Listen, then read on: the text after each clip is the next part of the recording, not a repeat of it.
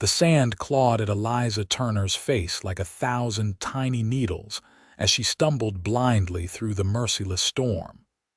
Her horse was gone, her water canteen nearly empty, and the trail to Sacramento had vanished beneath endless waves of windswept earth.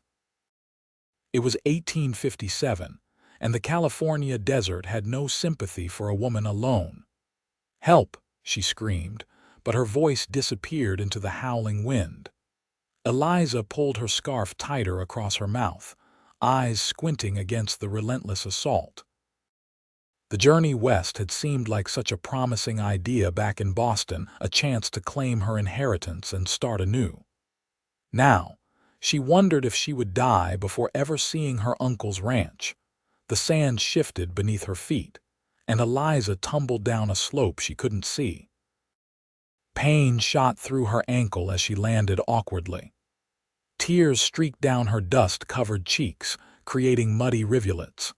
The storm's intensity was increasing, and with it, her despair. Just as hopelessness threatened to consume her, something solid brushed against her arm. Eliza recoiled, fearing a desert predator, but instead found herself face to face with a horse's muscular flank.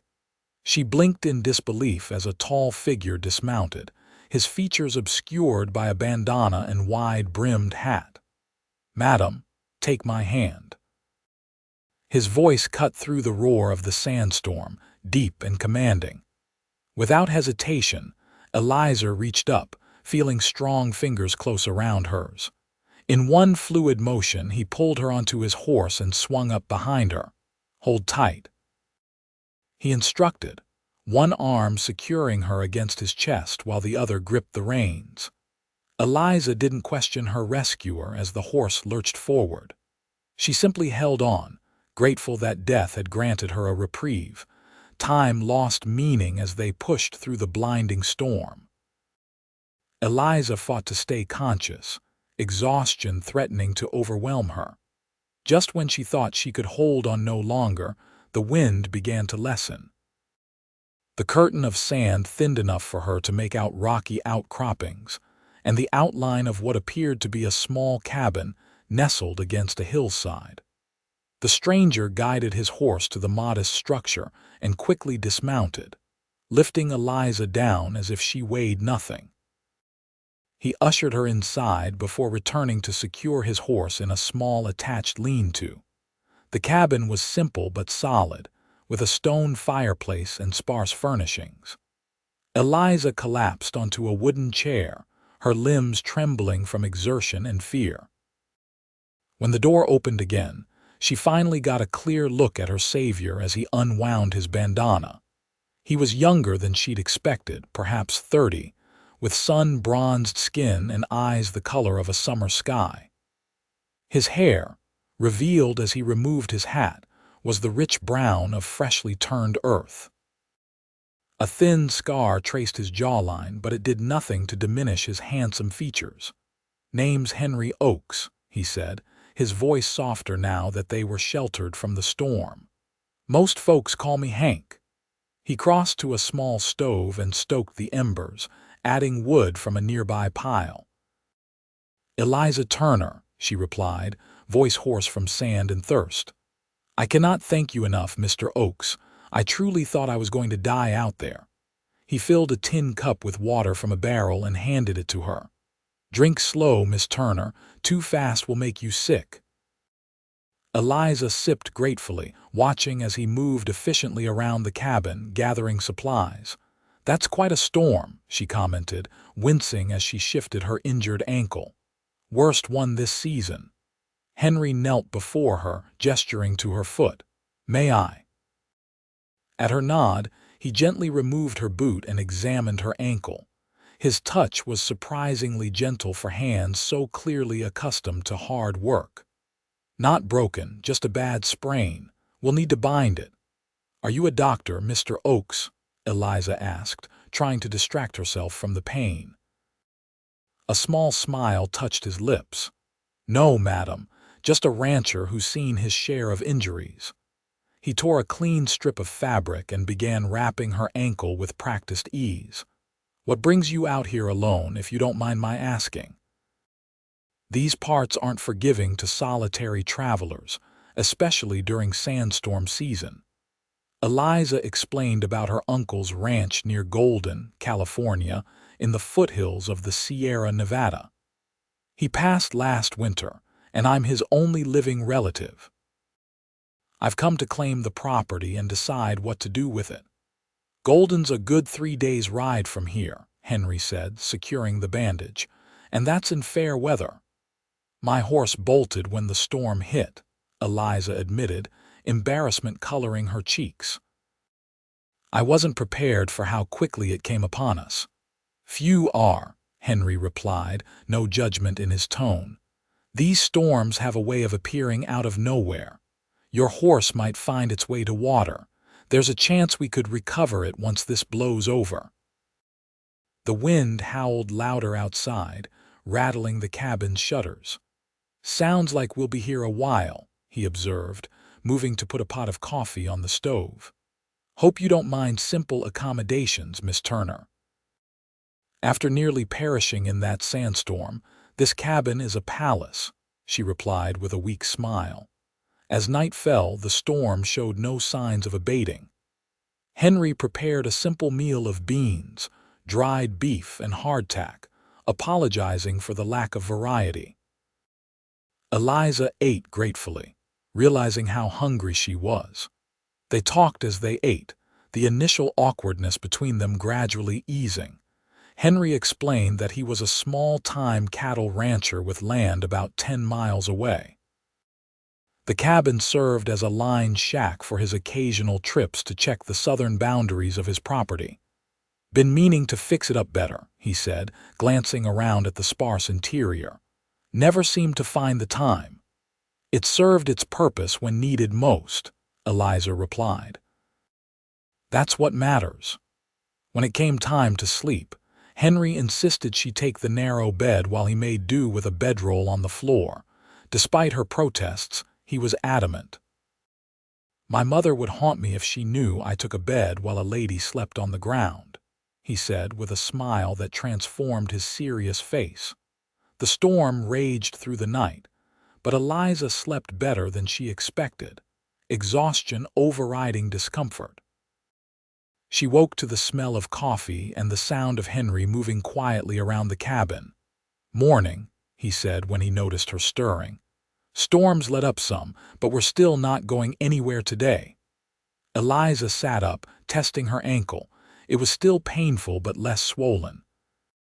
I've imposed on your hospitality enough, Mr. Oakes. Hank, he corrected. And it's no imposition. Can't very well leave you out there, and I wouldn't be much of a gentleman if I didn't see you safely to Golden. You would do that, take me all the way to my uncle's ranch. He nodded, pouring her a cup of coffee. Planned to head into town for supplies anyway. Golden's not much out of my way. As the day progressed, the storm weakened enough that Henry ventured out to check on his horse and gather more firewood. Eliza insisted on helping inside, cleaning the cabin and taking inventory of their supplies. They would need to be careful with the food if they were stranded much longer. By evening, they had settled into a comfortable routine.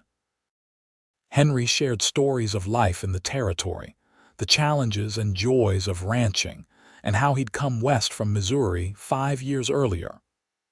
Eliza told him about Boston, her work as a school teacher, and her mixed feelings about inheriting land she'd never seen. My Uncle Thomas and I corresponded, but we weren't close, she admitted. I've never been quite sure why he left the ranch to me. Family is family, Henry suggested. Maybe he saw something of himself in you. The next morning brought clear skies and a renewed sense of possibility. Henry examined Eliza's ankle again, pleased with its improvement. You should be able to ride today, though we'll take it slow. Before departing, they searched for Eliza's horse, finding it grazing in a small valley not far from the cabin. Her belongings were still secured to the saddle, though somewhat worse for wear after the storm. Their journey to Golden began at a leisurely pace, with Henry pointing out landmarks and sharing knowledge of the land. Eliza found herself captivated not just by the rugged beauty around them, but by her companion's quiet strength and unexpected kindness. They made camp that night beneath a canopy of stars more brilliant than any Eliza had seen in Boston. As they sat by the fire, Henry surprised her by pulling out a harmonica. "May I?" he asked, and at her nod began to play a gentle melody that seemed perfectly matched to the vast wilderness surrounding them. "That's beautiful," Eliza said when he finished. "Where did you learn to play?" "My father taught me." A shadow crossed his face. "He died in '49, caught gold fever and headed west, never found his fortune, just a grave in unfamiliar ground." "I'm sorry," Eliza said softly. "Is that why you came west, to find where he's buried?" Henry poked at the fire. "Partly. Also wanted to see if there was truth to his letters about this land, how it gets in your blood and changes you." He looked up, meeting her eyes across the flames. He wasn't wrong about that part. The next day brought them through increasingly populated areas, with scattered homesteads, and eventually the outskirts of Golden. The town was larger than Eliza had expected, with a main street lined with businesses, a church steeple visible beyond the buildings, and the constant movement of people and wagons. "Your uncle's place is northeast of town," Henry said as they rode down the main street, drawing curious glances from locals not accustomed to seeing unfamiliar faces. "We should reach it before sundown." They stopped briefly at the general store, where Henry introduced Eliza to the proprietor, Samuel Jenkins, a friendly man with a gray beard and spectacles perched on his nose. "Thomas Turner's niece," he exclaimed when Henry explained who she was. "Well now, that's something. Your uncle was well respected around these parts, miss. Fine man, though kept to himself most times." "Did you know him well?" Eliza asked eagerly. "As well as anyone, I suppose. He'd come to town for supplies once a month, regular as clockwork. Always asked after my wife's health, remembered the children's names." Samuel leaned on the counter. "Folks were sorry to hear of his passing. Pneumonia's a hard way to go." Eliza felt a pang of regret that she hadn't known her uncle better. "I understand he was alone when he died." "Doc Reynolds was with him at the end," Samuel said. "And the neighbor, James McKee, checked on him daily those last weeks. McKee's been looking after the place since, seeing to the few animals your uncle kept." After purchasing additional supplies and gathering information about the ranch, they continued their journey. As they rode, Eliza grew increasingly quiet, contemplating the reality of her inheritance and the responsibility it represented, having second thoughts. Henry asked, breaking into her thoughts. "Not exactly," she replied. "More wondering if I'm equal to this. I know nothing about ranching or living in such isolation." "The land teaches you," Henry said simply.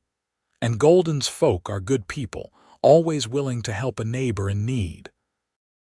The Turner Ranch came into view as they crested a small rise, a modest but well-maintained house with several outbuildings, nestled in a valley with mountains rising behind it. A stream cut through the property, and cattle grazed in a nearby pasture.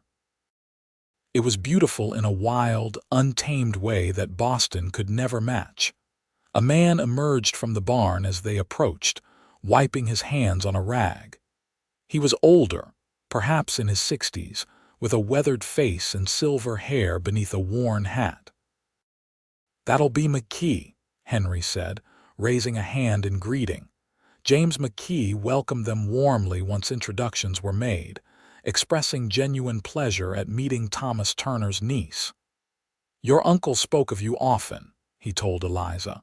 "Kept every letter you sent him in a box by his bed." The revelation touched Eliza deeply. While she'd faithfully corresponded with her uncle, his replies had been infrequent and brief. She'd never imagined he'd treasured her letters, McKee showed them around the property, explaining the operations of the small ranch. Thomas Turner had kept a modest herd of cattle, supplemented his income with a well-producing vegetable garden, and was known for breeding quality horses. The ranch was smaller than many in the area, but productive and well-situated. "It's a good piece of land, Miss Turner," McKee said as they completed the tour. "Your uncle built something special here." As evening approached, McKee took his leave, promising to return the next day to help with anything she needed. Henry, who had remained silent during much of the tour, awkwardly prepared to depart as well. "You're welcome to stay the night," Eliza offered, suddenly reluctant to be alone in this unfamiliar place. "It's getting late, and you've already done so much for me." Henry hesitated, then nodded. "If you're sure it's proper. After sleeping in a one-room cabin with you, I think propriety is a ship that's already sailed," Eliza replied with a small smile. "Besides, there are 3 bedrooms. You can have my uncle's room." They prepared a simple supper together, finding an easy rhythm as they worked side by side. The kitchen was well stocked with preserved foods, and Henry brought in fresh greens from the garden. After eating, they sat on the porch, watching as the sunset painted the mountains in shades of gold and purple. "What will you do now?" Henry asked, his voice soft in the gathering dusk. Eliza considered the question. "I'm not entirely sure. I could sell the ranch, return to Boston." She trailed off, realizing the idea no longer appealed to her as it once had. "Or I could stay, learn what my uncle built here, see if I might continue it." "It wouldn't be easy," Henry cautioned. "Ranching's hard work, especially for someone on their own." "Are you trying to discourage me, Mr. Oakes?" There was a teasing note in her voice. He turned to look at her, his expression serious. "No, madam. Just want you to know what you'd be getting into. This land can be hard, but it's also—" He gestured to the panorama before them, words failing him. "Beautiful," Eliza finished for him. "I can see why my uncle loved it. Why you do, too." Their eyes met, and something unspoken passed between them, a recognition, perhaps, of kindred spirits despite their different backgrounds. The moment stretched, then broke as Henry cleared his throat and stood. "Best get some rest. Tomorrow will be a full day if you want to learn more about running this place." Over the following weeks, Eliza surprised herself with how quickly she adapted to ranch life. James McKee proved an invaluable teacher, patiently explaining everything from managing water resources to the basics of cattle husbandry. The townspeople of Golden welcomed her warmly, especially after learning she had been a school teacher. "We've been hoping to establish a proper school," Mayor William Garrison told her during one visit to town. "Currently, Mrs. Foster teaches the children in her home 3 days a week, but it's far from adequate." Henry Oakes became a regular visitor, often riding over to help with tasks requiring more strength than Eliza or the aging McKee possessed. He never stayed long, always citing work waiting at his own ranch, but his visits became the highlights of Eliza's weeks. As spring turned to summer, Eliza made significant improvements to the ranch. She hired Miguel Vasquez, a skilled ranch hand recommended by McKee, to help with the cattle. She expanded the vegetable garden, began selling excess produce in town, and even started planning for a small orchard. "Your uncle would be proud," McKee told her one evening as they finished mending a fence. "You've taken to this life like you were born to it." "I never thought I could love a place this much," Eliza admitted. "Boston seems like another lifetime now." The 4th of July brought a community celebration in Golden, with a picnic, games, and dancing planned in the town square. Eliza attended with Miguel and his wife Carmen, enjoying the festive atmosphere and chance to socialize with her neighbors. She was helping set out food when she spotted Henry arriving. He'd clearly made an effort with his appearance, wearing a clean shirt and his best hat, hair neatly combed. Their eyes met across the square and he smiled, tipping his hat before making his way toward her. "Miss Turner," he greeted her formally, though his eyes held a warmth that belied the formality. "The celebration suits you." Eliza felt a blush rise to her cheeks. "Thank you, Mr. Oakes. I'm glad you could come." As the day progressed, they found themselves repeatedly in each other's company. When the dancing began, Henry hesitantly offered his hand. "I'm not much of a dancer," he warned, "but I'd be honored if you'd partner with me." "I'd like that very much," Eliza replied, placing her hand in his. They moved somewhat awkwardly at first, but soon found their rhythm. Henry proved more capable than he'd claimed, guiding her smoothly through the steps. The touch of his hand at her waist, the closeness as they turned together, awakened sensations Eliza had never experienced. When the music ended, neither moved immediately to separate. "You dance beautifully, Miss Turner," Henry said softly. "Eliza," she corrected him. "After all we've been through, I think you can use my given name." "Eliza," he repeated, the name sounding like a caress on his lips. The spell was broken by Mayor Garrison calling everyone's attention for a patriotic speech. Henry reluctantly stepped back, but remained at Eliza's side for the remainder of the celebration. As night fell and fireworks lit the sky, Henry offered to escort Eliza home. They rode side by side beneath the stars, conversation flowing easily between them. When they reached her ranch, Henry dismounted to help her down, his hands lingering slightly longer than necessary at her waist. "Thank you for the escort, Hank," Eliza said, using his preferred name for the first time. The intimacy of it hung in the air between them. "My pleasure," he replied, voice low. For a moment she thought he might kiss her, but instead he stepped back. "I should be going." "You could stay," she offered impulsively. "It's late and the guest room is always ready." Henry hesitated, clearly tempted. "Better not," he finally said. "People talk in small towns." "Let them talk," Eliza said boldly, surprising herself. His eyes darkened. "Eliza, you should know. I care about your reputation, and I care about you more than I probably should." The confession hung in the night air. "I care about you too," she admitted. A pained expression crossed Henry's face. "You're just getting settled here. I don't want to complicate things for you." Before she could respond, he mounted his horse. "Good night, Eliza." With a tip of his hat, he rode off into the darkness, leaving her with a mixture of disappointment and hope. The summer progressed, bringing the challenges of drought to the region. Eliza worked tirelessly alongside Miguel to ensure their cattle had access to water, sometimes spending entire days digging out the stream bed where it had begun to dry up. The work was exhausting but satisfying. Henry's visits continued, though a new tension underlay their interactions.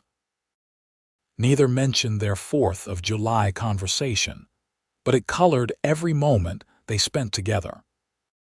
Eliza found herself noticing small details about him, the way the corner of his mouth lifted when he was trying not to smile, how his hands moved confidently whether building a fence or gentling a nervous colt, the depth of knowledge he possessed about the land and its ways. In August, disaster struck when a wildfire sparked in the drought-stricken hills west of Golden. The wind drove it toward the town and surrounding ranches with frightening speed. Eliza was checking cattle in the north pasture when she spotted the column of smoke. She raced back to the ranch house to find Miguel already preparing. "We need to create a fire break," he explained, gathering tools. "Carmen has gone to warn the McKees." For hours, they worked frantically, clearing a wide swath of land around the main buildings and moving the horses to the creek bed where they would be safer. As dusk approached, The fire crested the nearest hill, a wall of orange and red advancing relentlessly toward them. Eliza was hosing down the roof of the barn when she heard hoofbeats approaching. Henry galloped into the yard, his horse lathered with sweat, his face streaked with soot. "Thank God you're still safe," he called out, dismounting in one fluid motion. The fire jumped the western fire break. Golden's sending men to help, but they're fighting to save the town first. With Henry's help, they reinforced their defenses, working as the sky darkened and the glow of the fire illuminated the night. The air grew thick with smoke, making breathing difficult. Embers carried on the wind ignited spot fires that they raced to extinguish. Near midnight, the wind shifted unexpectedly, driving the main fire directly toward the ranch house. "We need to evacuate," Henry shouted over the roar of the flames. "There's no time." "No."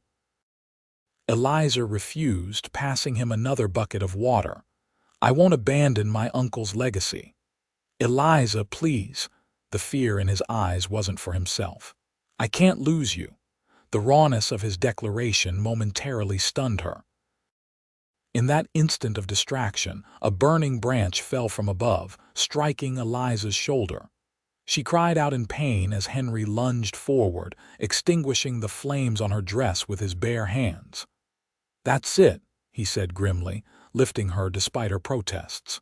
"Miguel, get the horses." Henry carried Eliza to her horse, helping her mount despite her burned shoulder. Miguel appeared with his own horse and Henry's, looking as exhausted as they felt. "The cattle?" Eliza asked, looking back at the approaching wall of fire. "They've moved to the far pasture," Miguel assured her. "If God is willing, they'll survive. We've done all we can." They rode hard for Golden, the glow of the fire lighting their way. Eliza fought tears as she looked back, seeing flames engulf the outbuildings of her ranch. The home she'd come to love, the legacy she'd only just begun to build, all of it might be lost by morning. The town was in organized chaos when they arrived, with bucket brigades working to save buildings as the fire approached from the west. Dr. Reynolds, seeing Eliza's injury, immediately ushered her to his office despite her protests that others needed help more. "Let me be the judge of that," the doctor said firmly, examining her burned shoulder. "You're lucky painful but not too deep. Should heal without much scarring if we keep it clean." Henry paced anxiously outside the treatment room, his own burned hands temporarily forgotten. When the doctor finally allowed him in, he rushed to Eliza's side. "Your hands," she gasped, seeing the raw, blistered skin. "It's nothing," he dismissed, eyes searching her face. "How bad is your shoulder?" "It will heal," she assured him. "But the ranch?" Henry took her uninjured hand between his bandaged ones. "Buildings can be rebuilt, Eliza. You can't be replaced." The tenderness in his voice broke through her composure, and the tears she'd been fighting spilled over. Henry gathered her carefully against his chest, mindful of her injury, and let her cry. They spent the night in town, along with many others displaced by the fire. By morning, rain had come, a blessing that helped contain the blaze but couldn't undo the damage already done. When it was safe to return, Henry insisted on accompanying Eliza to assess the ranch. The sight that greeted them was both better and worse than expected. The main house still stood, though damaged on one side. The barn had partially collapsed, and several smaller outbuildings were completely destroyed. The garden was a blackened ruin, but miraculously, most of the livestock had survived, having found safety in the creek bed and northern pasture. "It could have been much worse," James McKee said, arriving to help evaluate the damage. His own property, located farther east, had escaped the worst of the fire. Eliza surveyed the destruction, feeling overwhelmed by the task of rebuilding. "I don't know if I can do this," she admitted quietly to Henry. "You won't have to do it alone," he promised. "The whole community will help. That's how it works out here." Henry's words proved prophetic. Over the next few weeks, neighbors arrived daily to assist with repairs. Men from town helped rebuild the barn. Women brought food for the workers, and even children pitched in, clearing debris and replanting the garden where possible. Through it all, Henry was a constant presence, directing the work despite his injured hands, which healed more slowly than Eliza's shoulder. He only returned to his own ranch when absolutely necessary, working from dawn until dusk to restore what Eliza had lost. One evening, as they sat on the newly repaired porch watching the sunset, Eliza turned to him. "Why are you doing all this, Hank? You've neglected your own ranch for weeks to help me." Henry was silent for a long moment, his eyes on the distant mountains. "Because I love you," he finally said, the words simple but profound. "I think I have since I found you in that sandstorm. You were so determined, so brave, even when you were terrified." Eliza's heart seemed to stop, then race ahead. "Why didn't you say anything before now? At first, you were just getting settled here. Then, it seemed like you were doing so well on your own, building something important. I didn't want to complicate that." He turned to face her, his expression earnest. "But watching that fire bearing down on you, thinking I might lose you before I ever told you the truth. I can't make that mistake again." "I love you too," Eliza whispered, the words coming easily now that they'd been invited. "I think part of me has known since you played that harmonica under the stars." Henry reached for her hand, his touch gentle despite the calluses and healing burns. "I don't have much to offer," he said seriously. "My ranch is small, the work is hard, and I'm not an educated man like you might have married back east." "You have everything I need," Eliza interrupted. "Kindness, courage, integrity. You're the man who rides into sandstorms to save strangers and burns his hands putting out fires on their dresses." She smiled, lifting her free hand to touch his cheek. "Besides, I'm quite fond of small ranches and hard work these days."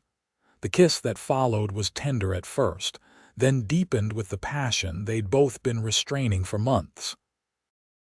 When they finally parted, breathless, Henry rested his forehead against hers. "Marry me," he said softly. "Not right away, I want to court you properly the way you deserve, but say you'll be my wife and I'll spend every day trying to be worthy of you." "Yes," Eliza answered without hesitation. "Though you already are worthy, more than you know." The courtship that followed was brief by Eastern standards, but felt entirely natural to them both. Henry called on Eliza properly several evenings each week, sometimes bringing small gifts, wildflowers he'd gathered, a book he'd traded for in town, once a beautiful handkerchief he'd ridden all the way to Sacramento to purchase.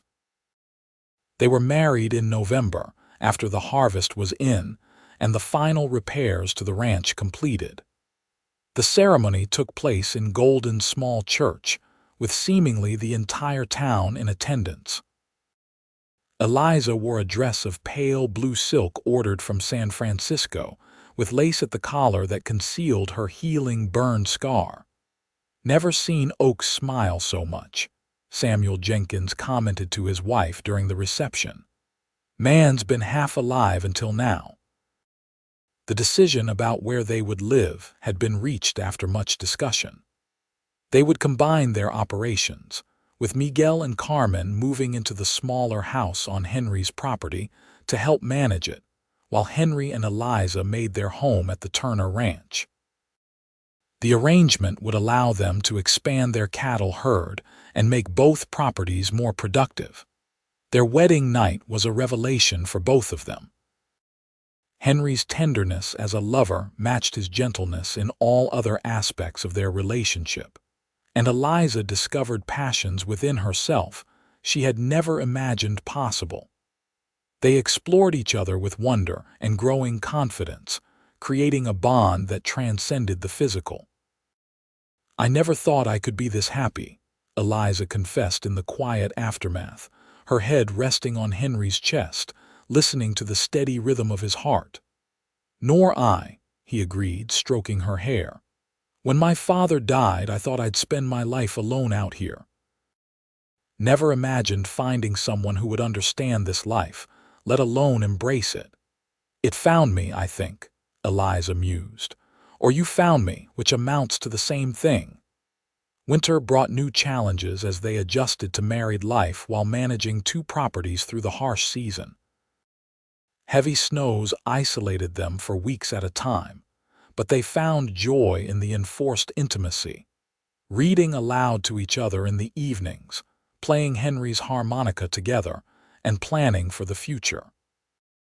When spring arrived, bringing new calves and the promise of growth, Eliza discovered she was with child. Henry's response to the news was to lift her gently in his arms and spin her around the kitchen, his face alight with joy. "A baby," he kept saying, as if the word itself was magical. "Our baby."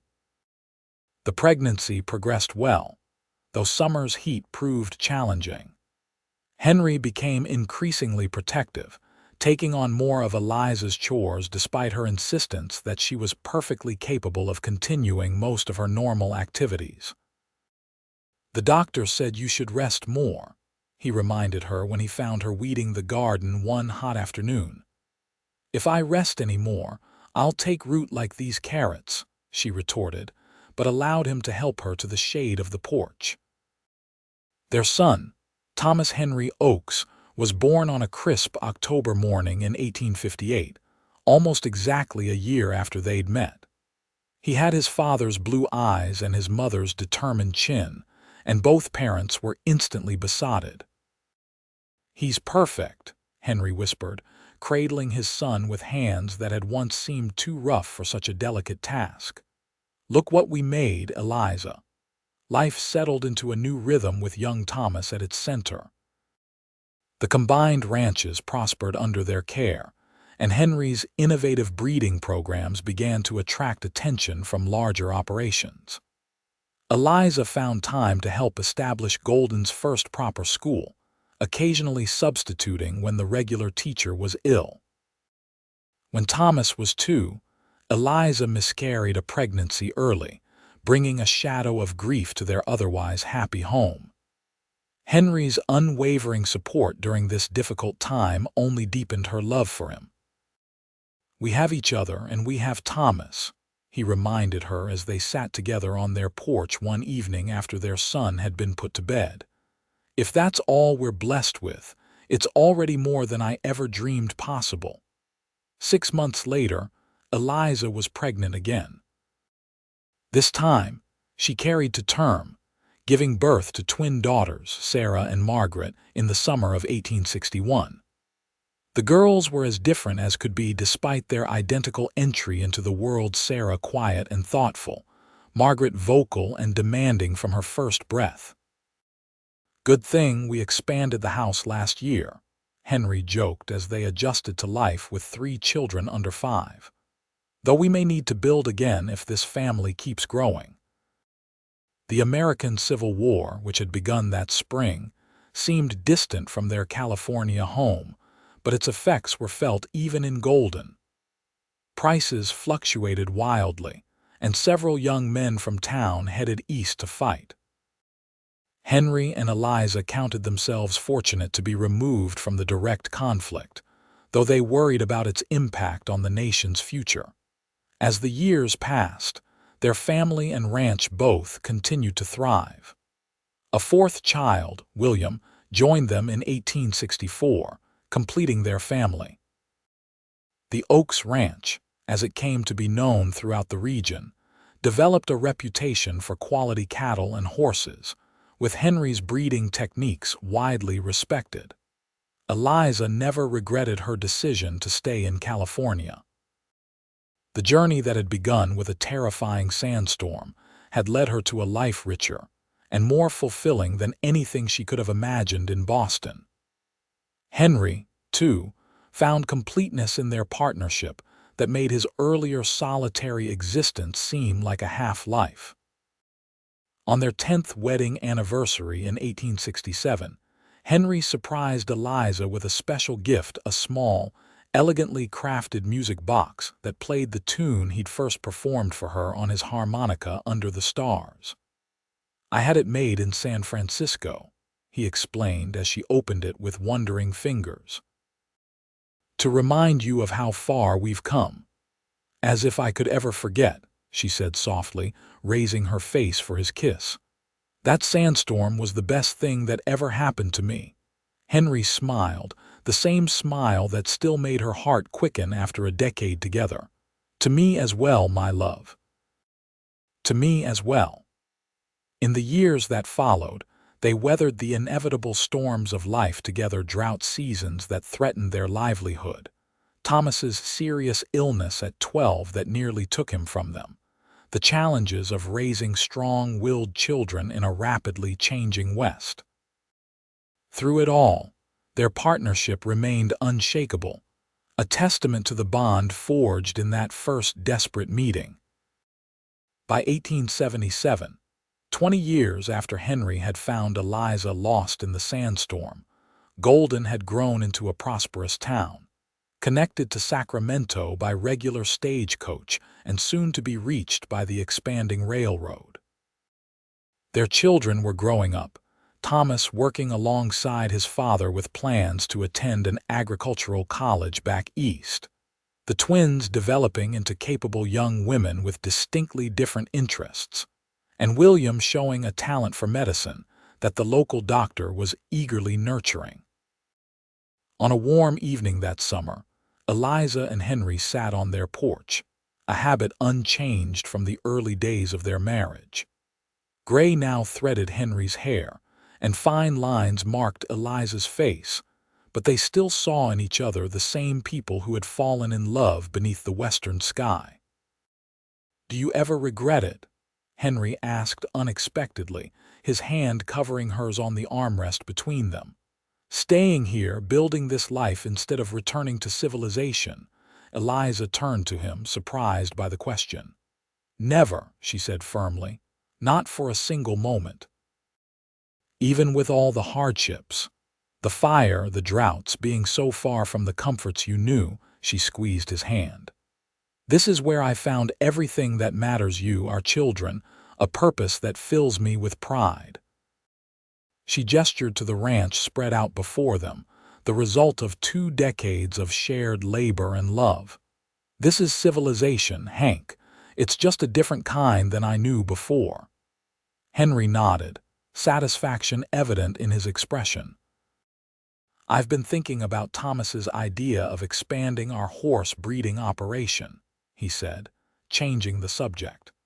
"The boy might be onto something with those Morgans he wants to introduce." They discussed the future of the ranch as the sun set, their conversation meandering from practical matters to reminiscences, just as it had countless times before. In the distance, they could hear their children's voices, Thomas and William arguing good-naturedly about something, Sarah playing the piano inside the house, Margaret's laugh ringing out as she returned from a ride. "We did well, didn't we?" Henry said quietly, watching the last light fade from the mountains.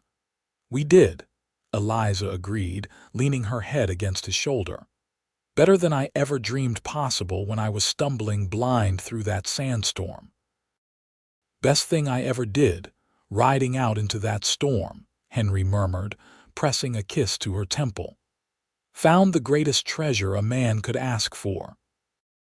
As darkness settled over the land they both loved, Eliza reflected on the journey that had brought them here from a desperate encounter in a blinding sandstorm to this rich, full life they'd built together. The challenges had been many, but facing them together had only strengthened what they'd found in each other. The West had indeed changed her, as Henry once suggested it would. It had taught her resilience, courage, and the profound satisfaction of creating something lasting from raw possibility. But most of all, it had given her Henry, the quiet, steadfast man who had become the center of her world. In the distance, another storm was building, lightning illuminating the gathering clouds. But Eliza felt no fear. Whatever came, they would face it as they had faced everything else together, with the same strength and love that had carried them through 20 years of joy and hardship in this wild, beautiful land they called home.